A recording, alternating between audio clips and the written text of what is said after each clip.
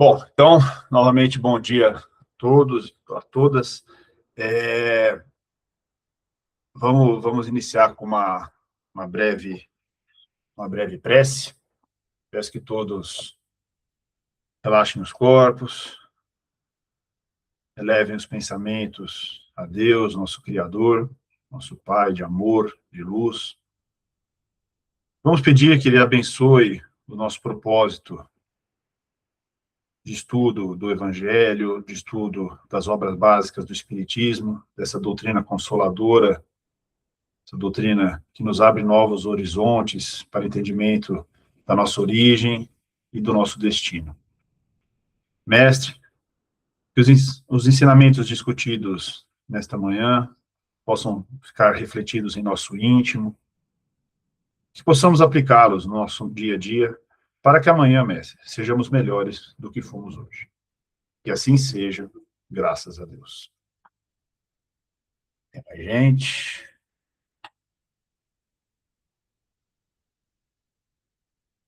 Bom, pessoal, como eu havia comentado no nosso último encontro, a gente fez o estudo da Gênese mosaica e nós encerramos, então, o primeiro bloco do livro.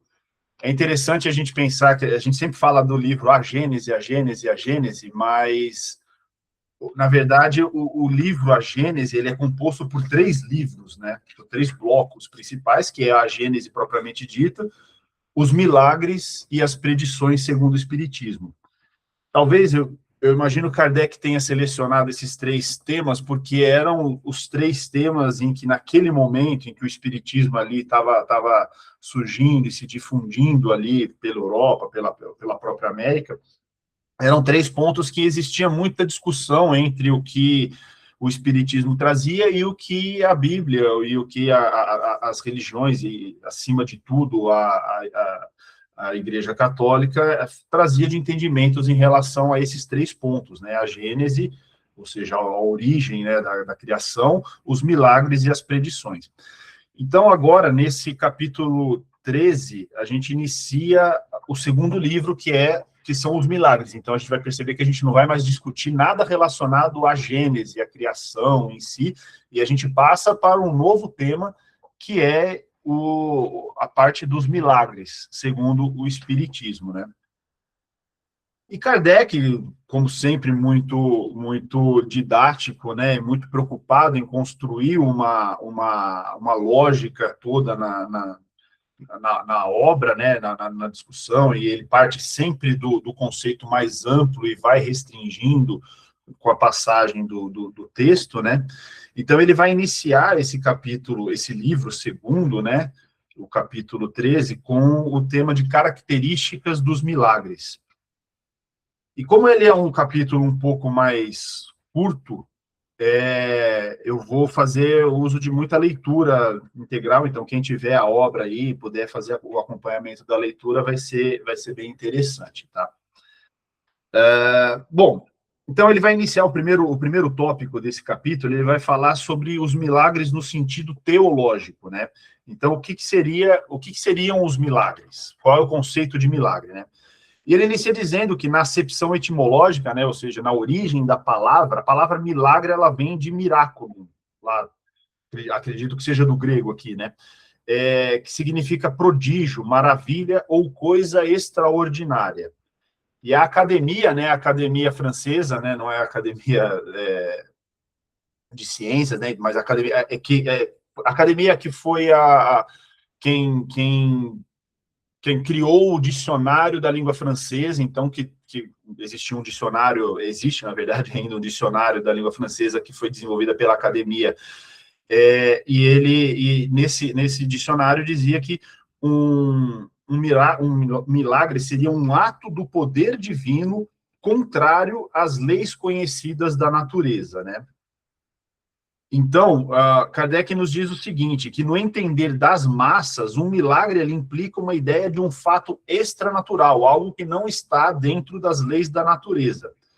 E aí ele traz o que mais importa para a nossa discussão, o sentido teológico, que o milagre seria uma derrogação das leis da natureza, por meio da qual Deus manifesta o seu poder. Então seria, bom, nós temos as leis da natureza, e quando há algo que derroga ou que sobrepõe essas leis da natureza, algo que está fora das leis da natureza, seria algo que com uma fonte divina e que por meio do qual Deus manifestaria o seu poder. Então, o entendimento teológico, o entendimento da religião até aquele momento era nesse sentido, de que era uma forma de Deus mostrar o poder o poder dele, né? E duas características principais que existem com relação aos milagres, né, no sentido teológico. A primeira delas é que o milagre ele tem que ser um fato inexplicável, algo que você não consegue explicar. Então, até por isso que você consegue diferenciar do que são as leis da natureza, porque a partir do momento que a gente tem essas leis da natureza, tudo que aquilo sairia da lei da natureza, então seria algo inexplicável. E o segundo ponto, a segunda característica do milagre é o fato dele ser insólito, isolado ou excepcional, ou seja, algo que não acontece com frequência, algo isolado, algo que a gente não observa ordinariamente no nosso dia a dia, porque se a gente vê isso, ainda que fosse algo inexplicável, mas que a gente vê todos os dias, isso deixa de ser um milagre. Por exemplo, pelo conceito aqui teológico, talvez ali no início do cristianismo, quando nós não conhecíamos sequer as leis da natureza, o nascer do sol ele não é considerado um milagre teológico, apesar de que naquela época ali da vinda do Cristo para a Terra, nós não entendíamos exatamente qual era a lei física, a lei da natureza que regia esse nascer do sol todos os dias. A gente tinha uma explicação talvez bem incipiente ali dessa lei, tanto é que nós acreditávamos que a Terra era o centro do universo, mas ainda assim esse nascer do sol todos os dias ele não seria considerado um milagre.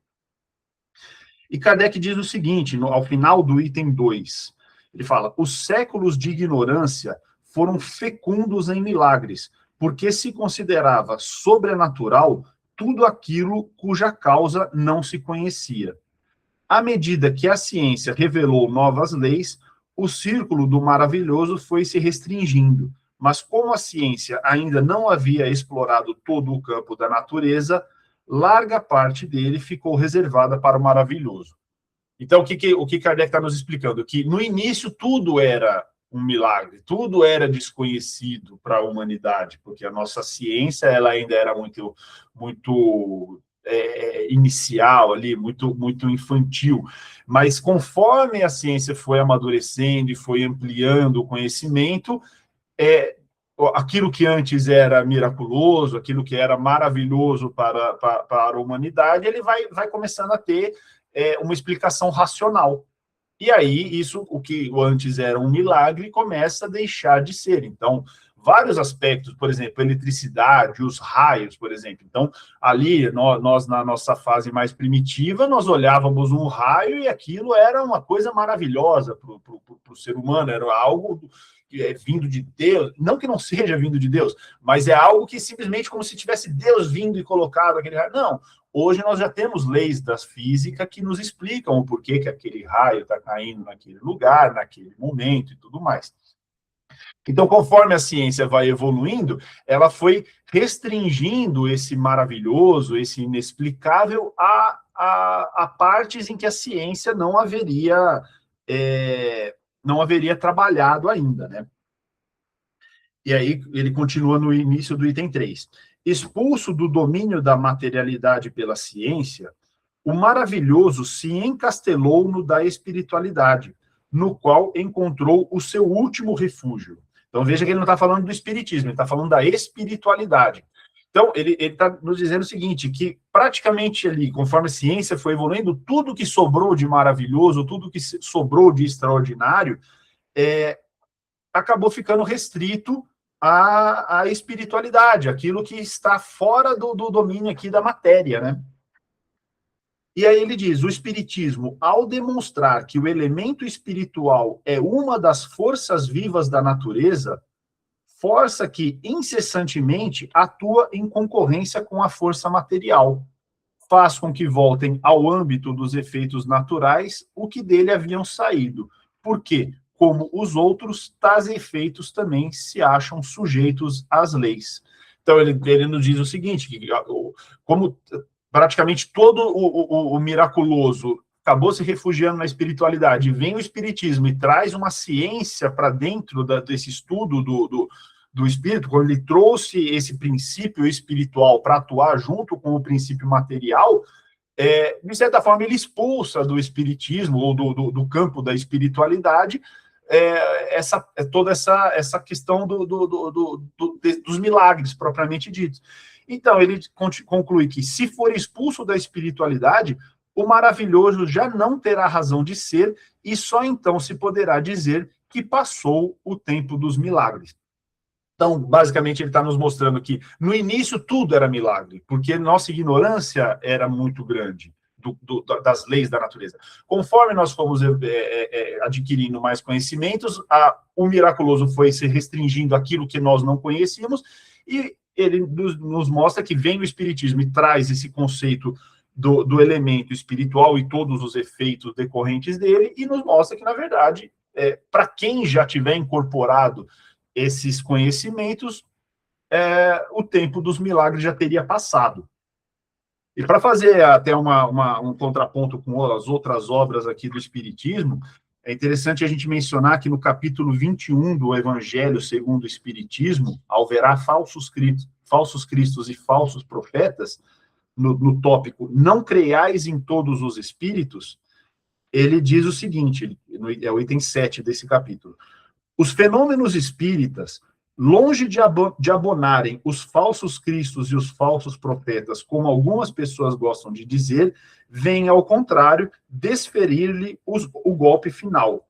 E aí a parte que nos interessa. Não peçais milagres nem prodígios ao espiritismo, porque ele declara formalmente que não os produz. Então Kardec está nos dizendo, o espiritismo não produz milagres.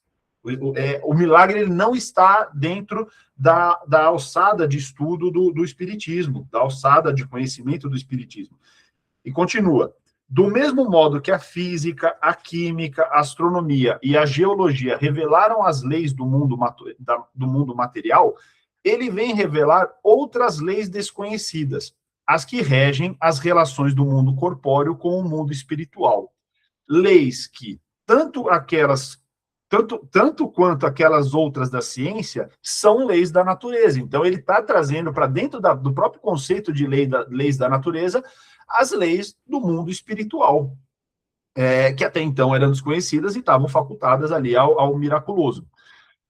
E continua, ao facultar a explicação de certa ordem de fenômenos incompreendidos até hoje, o espiritismo destrói o que ainda restava no domínio do maravilhoso. Quem, portanto, se sentisse tentado a explorar os fenômenos espíritas em proveito próprio, fazendo-se passar por messias de Deus, não conseguiria abusar por muito tempo da credulidade alheia e logo seria desmascarado. Ademais, como se tem dito, tais fenômenos por si só nada provam. A missão se prova por efeitos morais, o que não é dado a qualquer um produzir. Então, o que ele está nos dizendo é o seguinte, por mais que nós conheçamos toda a ciência do plano espiritual, o conceito do mundo dos espíritos, nós não temos qualquer gerência sobre esses efeitos. Nós não podemos ter, aquele que queira ter qualquer gerência sobre esses efeitos, ele, na verdade, é um charlatão. E Kardec coloca isso porque acho que o Evangelho foi escrito 2 anos antes da Gênese, mas algum tempo depois do Livro dos Espíritos. E o que aconteceu é que, logo que lançaram o Livro dos Espíritos, muita gente tomou conhecimento, principalmente ali em Paris ou na França e tudo mais, e, como é natural de ser, começaram a surgir aqueles que se julgam dominadores daquela ciência e que vendem cura e que vendem algum tipo de contato com o plano espiritual, e ele está nos dizendo assim que o que efetivamente, o efeito efetivo desse conhecimento está no plano moral. Não, e no plano moral, ninguém consegue atuar de forma, digamos assim, ninguém consegue se dizer melhor moralmente do que efetivamente é. São caracteres que nós vamos adquirindo no nosso espírito, e não basta simplesmente conhecer o plano espiritual, e isso já vai nos trazer uma elevação moral automaticamente. Isso depende de muito esforço do espírito. Então, nesse sentido, Kardec delimita, né, o que seriam os milagres no sentido da teologia, e traz o conceito de que o espiritismo não faz milagres. Então, no item 4, voltando agora ao livro da Gênese, né, ele nos diz o seguinte, que o espiritismo ele vem revelar novas leis e explicar os fenômenos compreendidos na alçada dessas leis. E esses fenômenos, é certo, se prendem à existência dos espíritos e à intervenção deles no mundo material. Naquela época, e ainda hoje, quando a gente fala, por exemplo, da atuação dos espíritos na nossa própria vida por meio da intuição, ou às vezes mesmo por intervenção direta no plano da matéria, para quem não tem o conhecimento do espiritismo, isso por si só já consiste no sobrenatural. Mas ele nos diz o seguinte, que para que a gente considere que isso seja sobrenatural, nós teríamos que dizer que isso é contrário a alguma das leis da natureza. Como a gente comentou, um dos caracteres dos milagres é que ele seja inexplicável, que não tenha uma explicação dentro das leis da natureza. E o Kardec fala nos diz o seguinte, que o espírito nada mais é do que a alma sobrevivente ao corpo. E a sua existência é tão natural depois como durante a encarnação. Então, nós temos um espírito hoje, por que nós não teríamos um espírito depois da desencarnação? Isso é tão natural quanto uma coisa quanto a outra. Então, se nós acreditamos que nós temos uma alma, se nós não somos materialistas ao extremo, a ponto de acreditar que nós somos só um monte de células que estamos aqui depois da nossa morte, essa vida se acaba, então a vida no plano espiritual é tão natural quanto a vida no plano material, a vida enquanto encarnados. E ele diz o seguinte, segue-se que a espiritualidade e a materialidade são duas partes de um mesmo todo, tão natural uma quanto a outra. E seguindo, então, no capítulo 6, no item 6, perdão, desse capítulo 13, ele diz, já não sendo o mesmo no estado de encarnação o meio em que os espíritos atuam e os modos por que atuam, os efeitos também são diferentes. Então, ele está nos dizendo que quando nós estamos encarnados, nós atuamos na matéria de uma forma, e quando nós estamos desencarnados, essa atuação na matéria, ela acontece de uma forma diferente. Tais efeitos só parecem sobrenaturais porque se produzem com o auxílio de agentes que não são os de que nos servimos. Então, ou seja, quando nós estamos no plano espiritual, nós temos uma forma de agir sobre a matéria diferente da forma como nós estamos aqui, porque nós estamos encarcerados nesse corpo grosseiro que nós temos, e a forma de atuação acaba sendo de uma forma diferente. Desde que, porém, esses agentes estão na natureza e as manifestações se dão em virtude de certas leis, nada há de sobrenatural ou de maravilhoso. Antes de se conhecerem as propriedades da eletricidade, os fenômenos elétricos passavam por prodígios aos olhos de certa gente. A partir do momento em que se conheceu a causa, desapareceu o maravilhoso. Dá-se o mesmo com os fenômenos espíritas, que não saem das leis da natureza, não saem mais das leis da natureza do que os fenômenos elétricos, acústicos, luminosos e outros que serviram de fundamento a uma imensidão de crenças supersticiosas.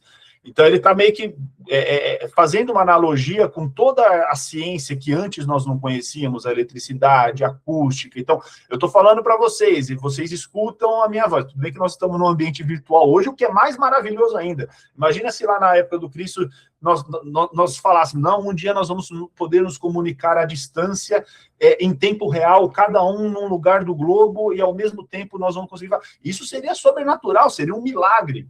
Há 2.000 anos atrás, o que nós estamos fazendo aqui hoje seria impensável. E o que ele está nos mostrando é o seguinte, não, o que era também impensável, o que era imaginável, o que estava no aspecto do maravilhoso, que era toda a dinâmica da vivência do espírito fora da matéria, isso com o espiritismo torna-se natural, ou seja, nada há de milagroso nisso. E aí continua no item 8, no segundo parágrafo do item 8, ele diz o seguinte: longe de ampliar o domínio do sobrenatural, o espiritismo o restringe até os seus extremos limites e lhe derruba o último refúgio. Se é certo que ele faz crer na possibilidade de alguns fatos, não menos certo é, por outro lado, que impede a crença em muitos outros. Então, o que ele está nos dizendo aqui, o espiritismo, ele nos mostra que fatos que poderiam ser considerados milagrosos até a sistematização desse estudo do plano espiritual, eles passam a integrar o que é natural para a gente, para nós, pelo menos espíritas.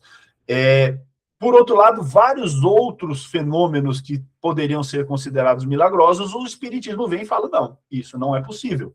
Considerando como foi criado, como funciona toda essa dinâmica do mundo espiritual, e alguns fenômenos que supostamente a gente poderia acreditar, eles são automaticamente desmentidos. E ele continua: todavia, como não alimenta a pretensão de haver dito a última palavra, seja o que for, nem mesmo sobre o que é da sua competência, ele não se apresenta como absoluto regulador do possível e deixa de lado os conhecimentos reservados ao futuro. Então, você vê como é que é a humildade de Kardec, né? Ele, apesar dele dizer que vários fenômenos passam a ser explicados pelo Espiritismo, e vários supostos fenômenos também são afastados pelo Espiritismo, o Espiritismo ele não tem a pretensão de dizer a última verdade, de firmar algo que seja imutável. O Espiritismo não é imutável. Então, o que ele nos diz é, vamos deixar reservado aos conhecimentos do futuro alguns dos aspectos que ainda podem não ser explicados, mesmo pelo Espiritismo. E vários aspectos não são explicados, por exemplo, como nós estudamos no primeiro semestre inteiro, a própria Gênese. A Gênese, a nossa origem, Kardec sempre foi, os espíritos e Kardec sempre foram muito categóricos em nos dizer que não é nos dado conhecimento. Não agora, não ainda, talvez um dia, quando formos espíritos mais evoluídos, saberemos da nossa origem. Mas o fato é, apesar de nós não sabermos e não entendermos exatamente qual foi a nossa origem e como fomos criados ou como o mundo foi criado, porque não existe um registro e não existem espíritos aptos a nos passar essa informação ou que tenham essa permissão de nos passar, isso também não é nada de maravilhoso. Nós sabemos que Deus criou o mundo e nos criou com base em toda a lei que ele mesmo criou. E aí isso daí vai ser um ponto que nós vamos continuar na discussão agora. No item 11, Kardec diz o seguinte, inicia: embora o espiritismo admita os efeitos que são a consequência da existência da alma, não se segue que admita todos os efeitos qualificados de maravilhosos e que se proponha a justificá-los e dar crédito. Então, mais uma vez, porque acho que talvez hoje nem tanto, mas naquela época ainda existia muita ilusão e hoje nós somos seres mais racionais, mas naquela época a ciência ainda estava iniciando, então nós poderíamos dividir ali a sociedade, a humanidade, entre aqueles que se dedicavam integralmente à ciência e que acabavam caindo no materialismo propriamente dito, e aqueles que consideravam a ciência como uma coisa do demônio mesmo. Então, e que falavam, não, os cientistas, eles são manipulados pelo Satanás e tal, então, e que ficavam só na parte do miraculoso. Então, o que ele diz é o seguinte, não, nem tudo do que a gente está entendendo que é miraculoso a gente vai dar crédito. O Espiritismo ele vai restringir, vai fazer uma análise do que é possível a partir desse conhecimento, e aquilo sim fica justificado, mas vários outros entendimentos estão fora do objeto de estudo do Espiritismo. E nesse sentido, ele vai falar sobre o charlatanismo, né, que estava muito comum naquela época e que ainda hoje é. A gente vira e mexe, a gente escuta falar de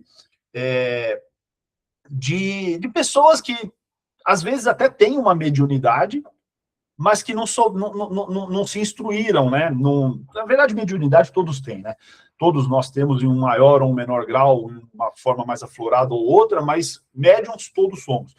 Mas tem aqueles que têm uma mediunidade mais aflorada, mas que não têm a instrução necessária e acabam utilizando isso para outros meios, principalmente como meio de vida, como fonte de renda e tudo mais.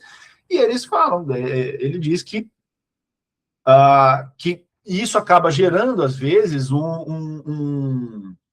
uma necessidade de exploração disso, gerando o charlatanismo, e Kardec coloca isso porque naquela época muita gente já estava acusando os espíritas de serem charlatões de um modo geral.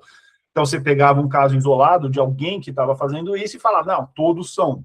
E Kardec estava falando que o espiritismo ele não seria mais vítima desse charlatanismo do que a ciência, com o próprio abuso da ignorância. Então, por nós sermos ignorantes, muitos cientistas acabaram abusando, às vezes, para poder ganhar fama, então tentaram criar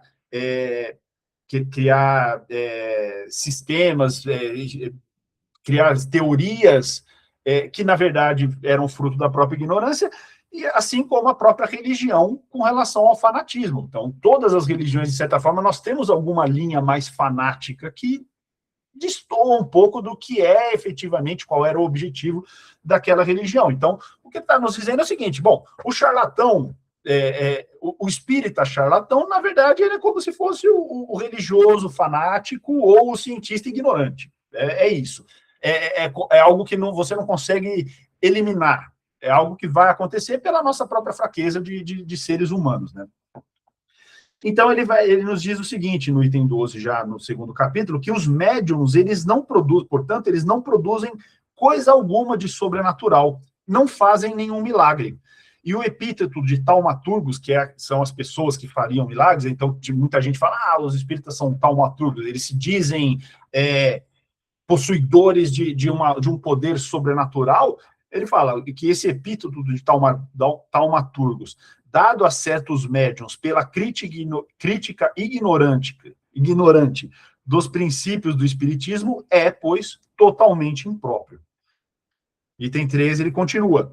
Os espíritas, no segundo capítulo, no segundo parágrafo, os espíritas não operam milagres quando fazem que uma mesa se mova sozinha ou que os mortos escrevam, do mesmo modo que o médico não opera um milagre quando faz que um moribundo reviva, ou o físico, quando faz com que o raio caia.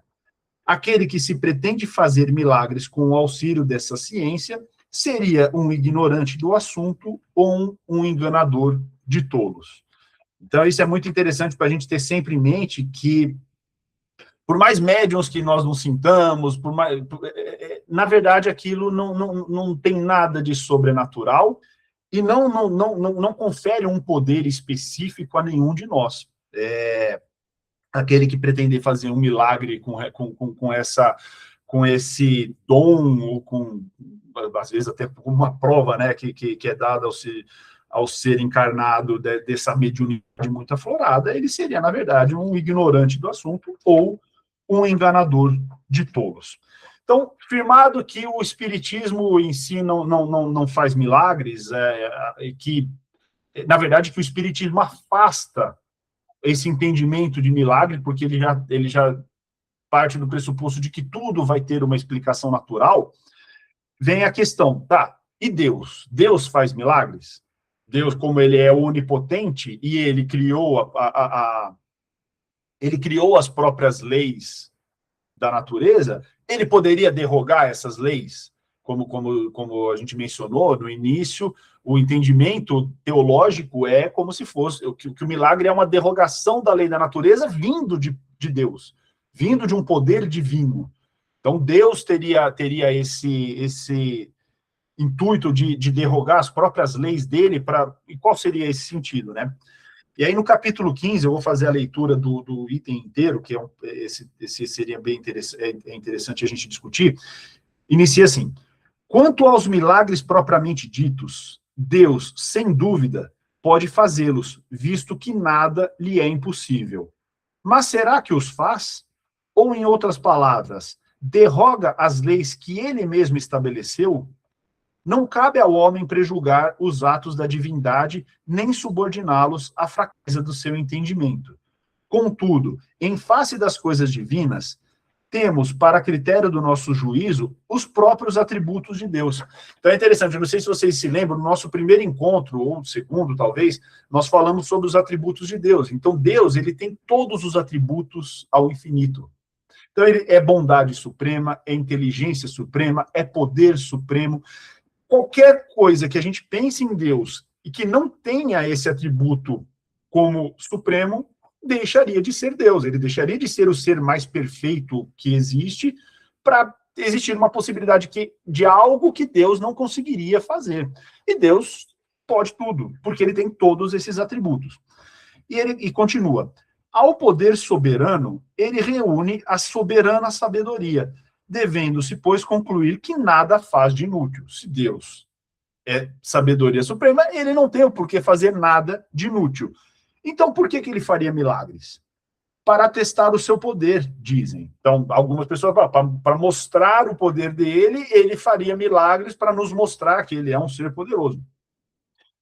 E continua: mas o poder de Deus não se manifesta de maneira muito eloquente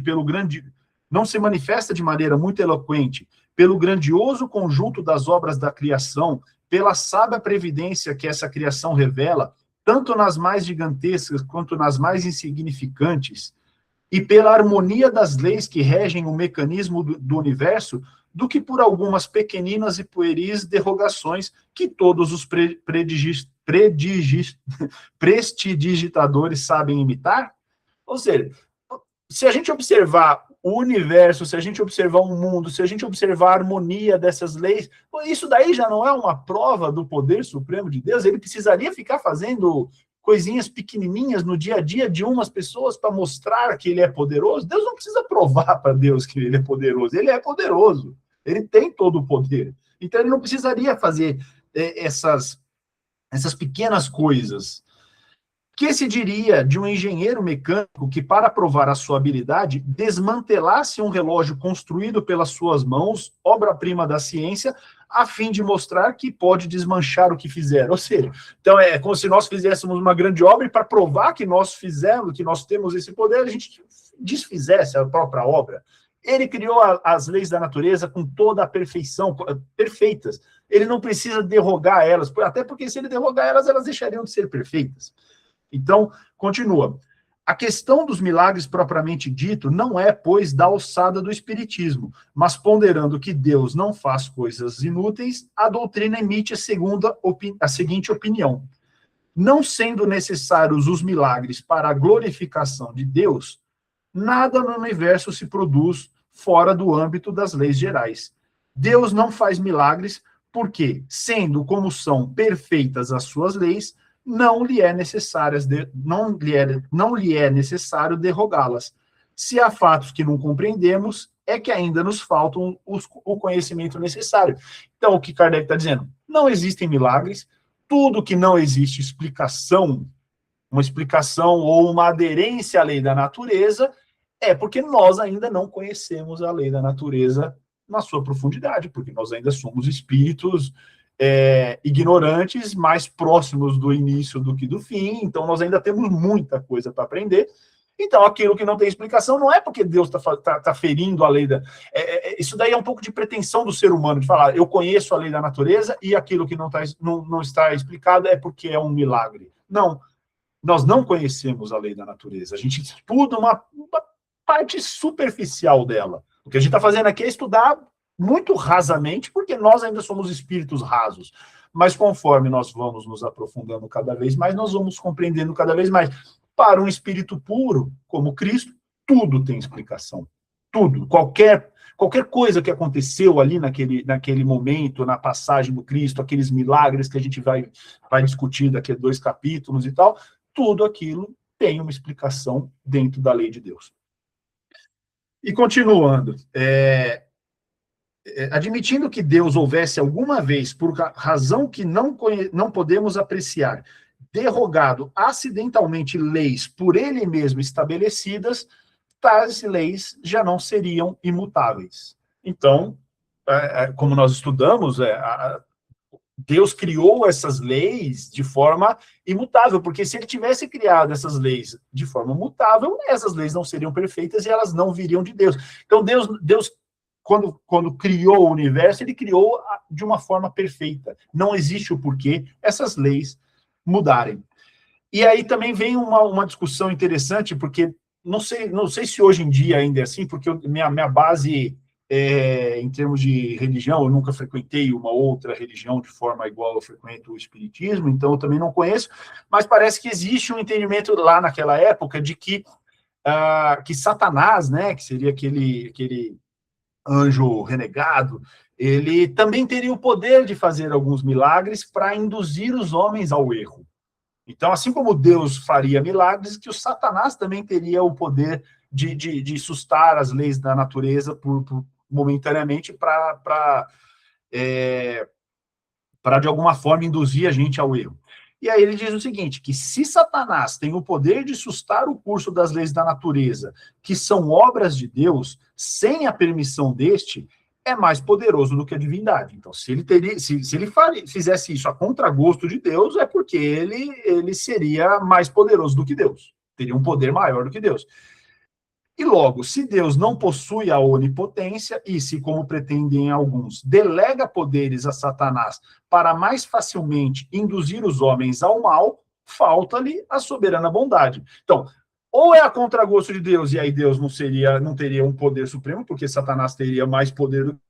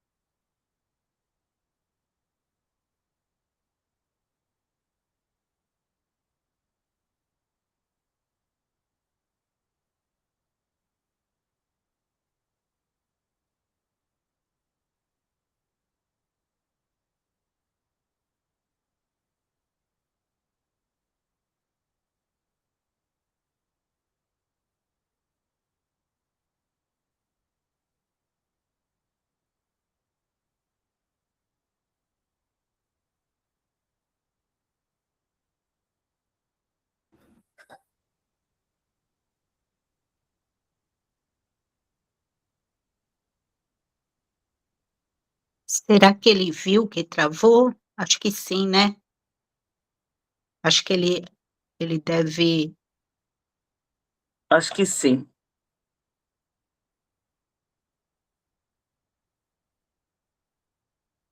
Tá tentando solucionar.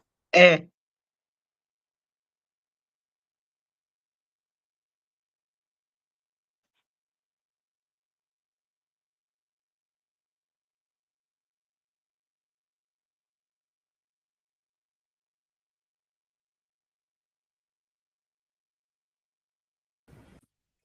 Vocês estão me ouvindo?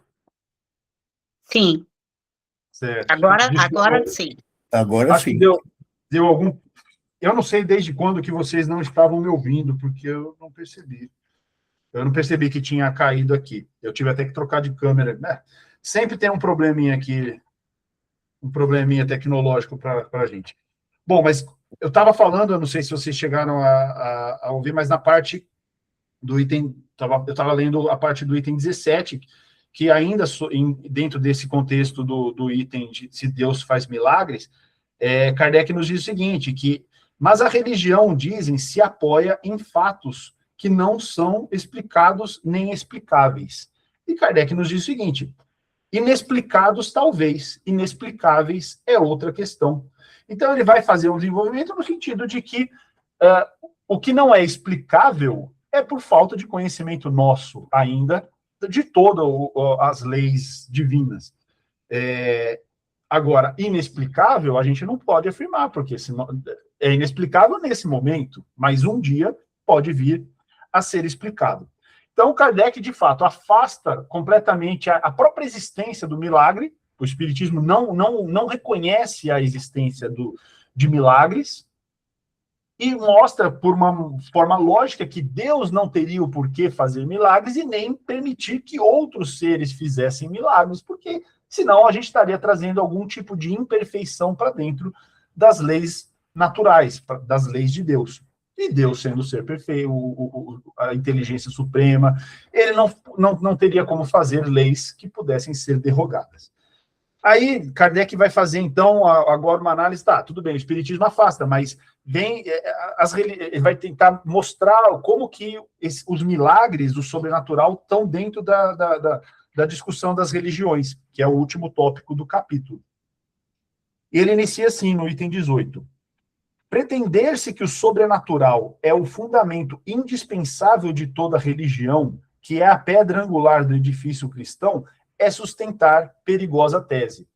Então, por que ele está falando isso daqui? Porque, de certa forma, todas as religiões sempre têm algo de sobrenatural, algo de miraculoso e tudo mais, e o Espiritismo não, o Espiritismo vem e afasta, e Kardec está mostrando por que essa necessidade do sobrenatural, ela não é, na verdade, uma necessidade, e que o Espiritismo pode sobreviver enquanto religião, mesmo afastando essa possibilidade de milagre. E continua. Assentar as verdades do cristianismo sobre a base exclusiva do maravilhoso é dar-lhe fraco alicerce, cujas pedras facilmente se soltam com o passar dos dias. Essa tese de que se construíram defensores eminentes teológicos leva à conclusão de que, em dado tempo, já não haverá religião possível, nem mesmo a cristã, desde que se chegue a demonstrar que é natural o que se considera sobrenatural, visto que, por mais que se acumulem argumentos, não se considerar sustentar a crença de que um fato é miraculoso depois de se haver provado que é e não é. Então, o que ele está dizendo é o seguinte, aquele processo que a gente falou, bom, no início tudo era miraculoso e a ciência não existia. A ciência vem e começa a explicar as coisas cada vez mais, e o que era miraculoso começa a ter explicação e vai diminuindo. A crítica que os teólogos faziam é o seguinte, o dia que a ciência dominar todos os conhecimentos, não vai mais haver religião, porque não sobraria nada para esse campo do sobrenatural, e inclusive o próprio Espiritismo deixaria de existir. Apesar de que o Espiritismo não é exatamente uma religião, né? Mas também não haveria mais sentido, porque tudo já estaria incorporado dentro da ciência. E ele continua. Ora, a prova de que um fato não é uma exceção nas leis naturais é quando pode ser explicado por essas mesmas leis e que, podendo reproduzir-se por intermédio de um indivíduo qualquer, deixa de ser privilégio dos santos. Não é do sobrenatural que necessitam as religiões, mas do princípio espiritual, que elas confundem erradamente com o maravilhoso e sem o qual não há religião possível. Então, Kardec está dizendo, não é de milagre que a humanidade precisa, que a gente não precisa ficar acreditando em milagres. Na verdade, o que a gente precisa incorporar é o princípio espiritual. A partir do momento que a gente entende o princípio espiritual, isso passa a ser a nossa fé, a nossa religião. A gente não precisa ter uma fé amparada em algo que não tem explicação. Não. O que a gente precisa é incorporar o princípio espiritual em qualquer religião que a gente vai se dispõe a seguir. E continua. O Espiritismo considera a religião cristã de um ponto de vista mais elevado. Dá-lhe uma base mais sólida do que a dos milagres. As leis imutáveis de Deus, que regem tanto o princípio espiritual como o princípio material. Essa base desafia o tempo e a ciência, porque o tempo e a ciência virão sancioná-la. E continua no item 19. Se tomarmos a palavra milagre em sua acepção etimológica, no sentido de coisa admirável, teremos milagres incessantemente sob as vistas. Aspiramos-las no ar e os calcamos com os pés, porque tudo é milagre na natureza. E, de fato, nós estamos aqui respirando um ar puro que, às vezes nem tão puro assim, né? Mas nós estamos respirando um ar que nos dá vida. Pensa que se a gente parar de respirar agora, se a gente tivesse a força de poder parar e falar, não vou mais respirar, a gente deixaria de viver. Então, isso em si é algo maravilhoso, é miraculoso. Então, tudo na natureza, se a gente for ver o nascimento de uma criança, se a gente for pensar no processo da reprodução, né, das plantas, o crescimento das plantas, a sincronia dos orbes, tudo é maravilhoso, tudo é milagre na natureza. E aí ele continua. Querem dar ao povo, aos ignorantes, aos pobres de espírito, uma ideia do poder de Deus? Mostrem-no na sabedoria infinita que preside a tudo, no admirável organismo de tudo que vive, na frutificação das plantas, na apropriação de todas as partes de cada ser às suas necessidades, de acordo com o meio em que ele é posto a viver. Mostrem-lhe as ações de Deus na vergôntea de um arbusto. Nem sei o que é vergôntea, aí eu passei batido quando eu li, depois eu vou pesquisar o que é vergôntea. Na flor que desabrocha, no sol que tudo vivifica. Mostrem-lhes a bondade na solicitude que dispensa a todas as criaturas, por mais ínfimas que sejam, a sua previdência, na sua razão de ser de todas as coisas, entre as quais nenhuma é inútil, no bem que sempre decorre de um mal aparente e temporário. Façam-lhes compreender, principalmente, que o mal real é obra do homem e não de Deus. Não procurem amedrontá-los com o quadro das penas eternas, em que acabam não crendo e que os levam a duvidar da bondade de Deus. Antes, deem-lhes coragem, mediante a certeza de poderem um dia redimir-se e reparar o mal que hajam praticado. Aponte-lhes as descobertas da ciência como revelações das leis divinas e não como obras do Satanás. Ensinar-lhes, finalmente, a ler no livro da natureza, constantemente aberto diante deles, nesse livro inesgotável, em que se acham inscritas em cada página a bondade e a sabedoria do Criador. Eles, então, compreenderão que um ser tão grande, que com tudo se ocupa, que com tudo vela, tudo prevê, forçosamente dispõe do poder supremo. Então, é interessante que, aí, então, nesse último ponto, Kardec nos mostra que, na verdade, a gente não precisa do extraordinário, daquilo, sabe, daquela coisa fantasiosa e que a própria Bíblia, né, o próprio Evangelho tem muito. Nós, enquanto seres ali mais ignorantes em termos científicos naquela época, talvez nós precisássemos disso para que a história se perpetuasse. Então, quando a gente vê até as crenças anteriores ao próprio cristianismo, quando a gente pensa na mitologia, né, na mitologia grega, aquilo era tudo muito fantasioso. Então, as histórias dos deuses e como que as coisas, como que foi a própria criação, a explicação da criação, tudo, de certa forma, ela precisava ter um quê de fantasioso, porque era algo que era inexplicável para a nossa ciência da época, e a gente precisava desse fantasioso para poder incorporar isso dentro da gente, ainda que de uma forma mais rudimentar, incorporar esses atributos divinos. Conforme a ciência foi evoluindo, na verdade, não é que a ciência vai tirando o fantasioso, o miraculoso, enfraquecendo a religião, que, de certa forma, foi o que aconteceu ali na época do Kardec, né? 200 anos antes de Kardec, praticamente não existia ciência. E, na época de Kardec, a ciência já estava muito mais desenvolvida, e isso gerou o quê? O afastamento de muita gente da religião, porque a gente acaba focando só nos efeitos naturais e na explicação da ciência, e a gente esquece de Deus. E Kardec está dizendo o seguinte, que você tirar o fantasioso não é o que vai afastar a pessoas, a ligação das pessoas, dos seres com Deus. Na verdade, se a gente mostrar, por meios científicos, tudo, como que o mundo da matéria está regulado e como que o mundo espiritual está regulado, isso já nos traz o convencimento da própria existência de Deus e da nossa filiação a Ele. Então, o que Kardec está convidando, de certa forma, que é um recado para as religiões, não, em vez de você ficar mantendo o seu foco no que é miraculoso, no que é fantasioso, achando que o ignorante ele só vai se manter dentro dessa religião, dentro dessa fé, se houver isso, não, ele fala, não, mostra isso de uma forma racional, mostra.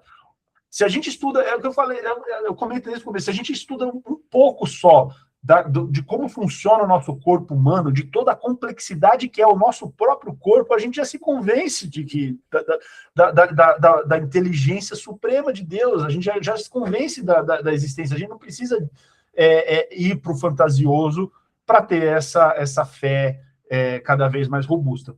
Então, como o Espiritismo propõe, é a fé raciocinada. Bom, então esse foi o primeiro, né, o primeiro dos capítulos do livro dos Milagres segundo o Espiritismo, né? No próximo capítulo nós vamos discutir os fluidos, que é um ponto essencial para que depois nós passemos para o terceiro capítulo, que de fato são os milagres do Evangelho. Aí nós vamos ver várias passagens do Evangelho e que são considerados milagrosos e a explicação do Espiritismo para cada uma dessas passagens no sentido científico da coisa, né?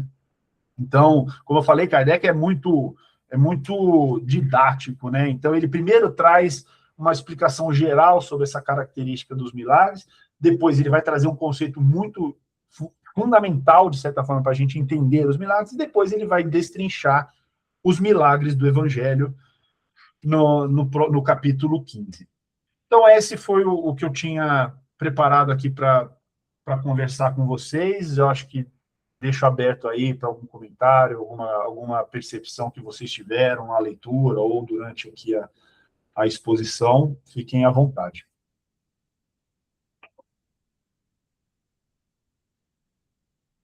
Posso falar? Claro, Vera.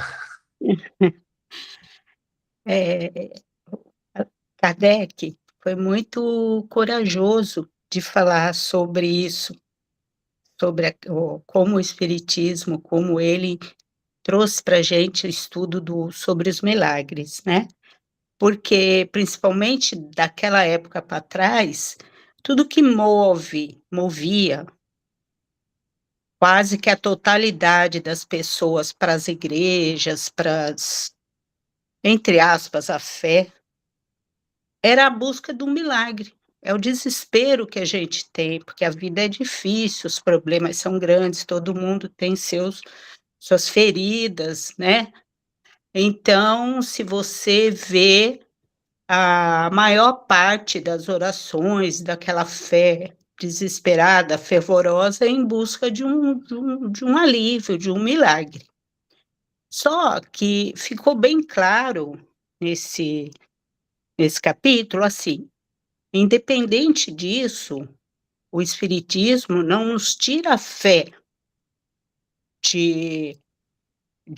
mas é tudo assim, não é como um passe de mágica, não é como pediu, aí milhões de pessoas por centenas de anos pedem, e se tem testemunhos de cura, que tem, são poucos em relação à quantidade de desesperada, de pedido por um milagre, porque a gente pede, né, a gente fica desesperado.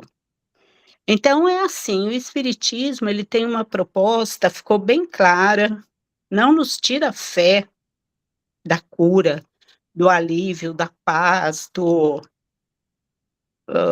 desde que ele te impõe assim, nós somos protagonistas disso tudo. Então, Por isso que o espiritismo é confuso, é tudo muito complexo. Ele nos traz essa questão da reforma íntima, da transformação. Desde o estudo inicial da doutrina espírita, que Allan Kardec trouxe isso, né? E a gente que acompanha, ele foca nas nossas atitudes, ações, comportamento, força de querer se melhorar no dia a dia. Então, por exemplo, hoje, os médicos, eu tenho já lido mais de uma vez isso, acho que é verdade. Eles falam, muitos, a diferença da pessoa que tem fé, da pessoa que ora, na recuperação, na saúde, é visível. A ciência não consegue provar esse componente. Ela não consegue. Não é que não exista, mas não tem prova física, né? Ou a gente é tomado por uma mágoa muito grande, um ódio até, uma coisa que te deixa inquieto, tira o sono, te deixa meio enlouquecido, gastrite, tudo mais. Se você desenvolve, conforme a gente estuda aqui, o amor, que é a sementinha que a gente já tem, cada um de nós tem esse amor. Então, a gente desenvolve através do quê? Do aprendizado, da fé, do amor a gente tem potencial de desenvolver. Se você consegue, por exemplo, chegar a perdoar aquele que te magoou demais, ou realmente perdoar e apaziguar aquele ódio mortal que você tem, você readquire a paz, você volta a dormir. Psicologicamente, você vai apresentar melhora, né? E, na verdade, é só um pequeno comentário e um exemplo de como a gente é protagonista nisso tudo. E junto com todo o auxílio espiritual dos nossos amigos espirituais, vou falar do meu anjo da guarda e Deus acima de tudo, porque o que ele achar que deve interferir e dar-nos a graça de alguma coisa vai partir dele, né? Mas é isso. Perfeito, É Vera. muito complexo, né? Falar tudo isso e É, organizar. o espiritismo ele traz um conceito para mim é muito relevante, que é o da responsabilidade. A partir do momento que a gente tem o livre-arbítrio, ele nos mostra o livre-arbítrio como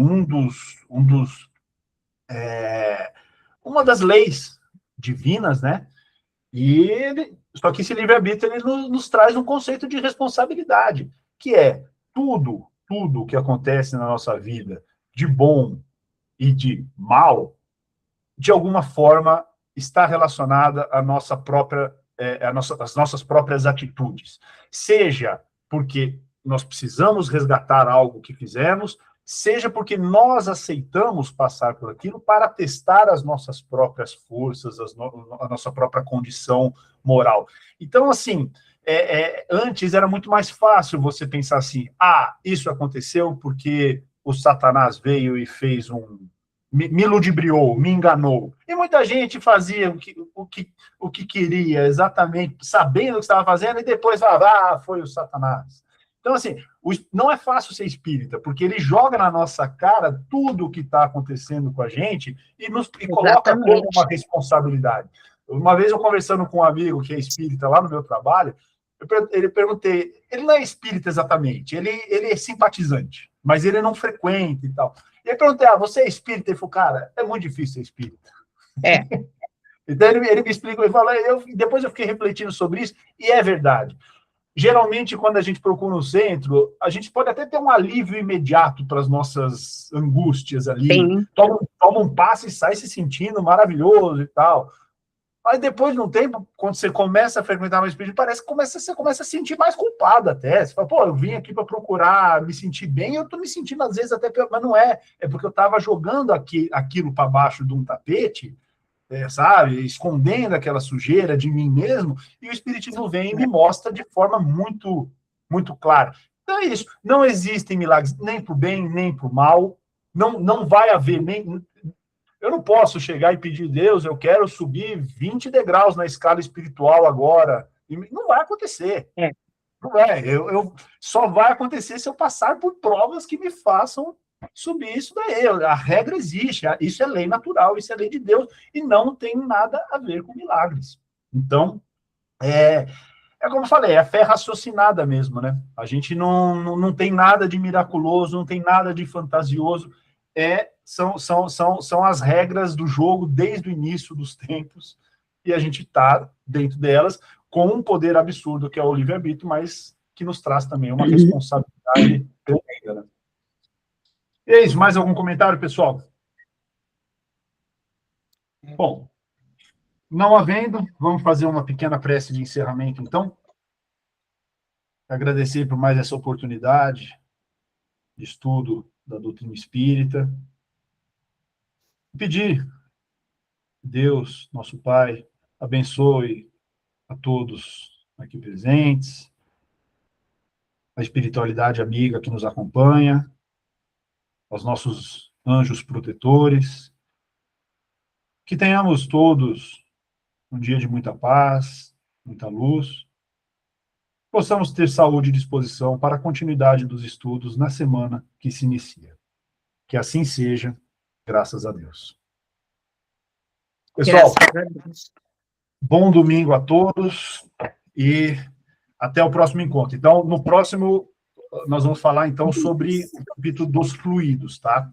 Vai ser o capítulo 14.